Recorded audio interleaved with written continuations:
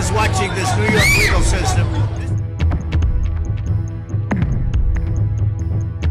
বিশ্বজুড়ে সবার নজর এখন নিউ ইয়র্কে। সাবেক পর্ন তারকা স্টর্মি ড্যানিয়েলের মুখ বন্ধ করতে দেওয়া অর্থ বিষয়ক মামলায় যুক্তরাষ্ট্রের সাবেক প্রেসিডেন্ট ডোনাল্ড ট্রাম্পের বিচার চলছে। সেই মামলায় এবার সাক্ষ্য দিয়েছেন মামলার বাদী ড্যানিয়েল, আর এ সময় আদালতে উপস্থিত ছিলেন Trump. Jimmy Carter's happy because he's had a কৌশলী জেরার মুখে তিনি এক এক বর্ণনা করে গেছেন ড্যানিয়েল। ট্রাম্পের সঙ্গে দেখা হওয়া থেকে শুরু করে নিশি যাপনের কথায়। ট্রাম্পের বিরুদ্ধে অভিযোগ 2016 সালের প্রেসিডেন্ট নির্বাচনের সময় ড্যানিয়েলকে মোটা অঙ্কের ঘুষ দেওয়া হয়েছিল যেন ট্রাম্পের সঙ্গে সম্পর্কের বিষয়ে মুখ না খুলেন তিনি। I've been ready. I'm hoping with all of my heart that they call me because ট্রাম্পের তৎকালীন আইনজীবী মাইকেল কোহেন প্রায় $1,30,000 ঘুষ দিয়েছিলেন ড্যানিয়েলসকে, কিন্তু এই তথ্য নির্বাচন কমিশনের কাছে লুকিয়েছিলেন ট্রাম্প। ব্রিটিশ সংবাদ মাধ্যম বিবিসি জানিয়েছে, মঙ্গলবার আদালতে ড্যানিয়েলস যখন উপস্থিত হন তখন ট্রাম্প তার দিকে তাকিয়েছিলেন।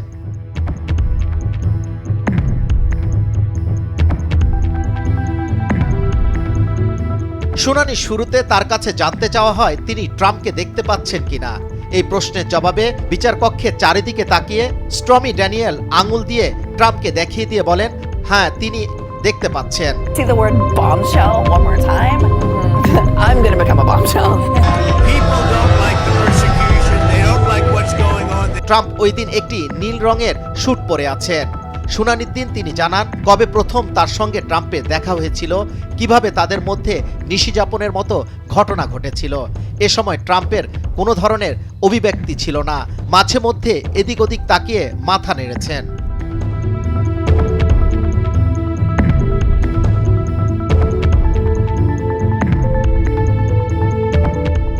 ড্যানিয়েলসের দাবি 2006 সালে একটি চ্যারিটি গলফ টুর্নামেন্টে ট্রাম্পের সঙ্গে তার পরিচয় হয়।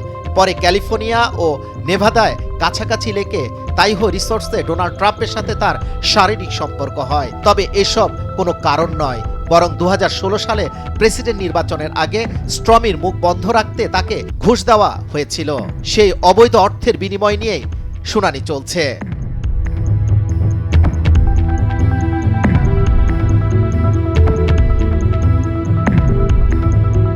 ট্রাম্পের বিরুদ্ধে অভিযোগ নির্বাচন কমিশনের কাছে তথ্য লুকিয়েছিলেন তিনি। নির্বাচনে রিপাবলিক পার্টির মনোনয়নে প্রতিদ্বন্দ্বিতা করে জয়ী হন ট্রাম্প। 2024 সালের নির্বাচনকে সামনে রেখে গত মাস থেকে ট্রাম্পের বিরুদ্ধে বিচার শুরু হয়। সেই থেকে প্রায় প্রতি সপ্তাহে শুনানি চলছে। এখন দেখার অপেক্ষা আদালতের রায় কি হয়।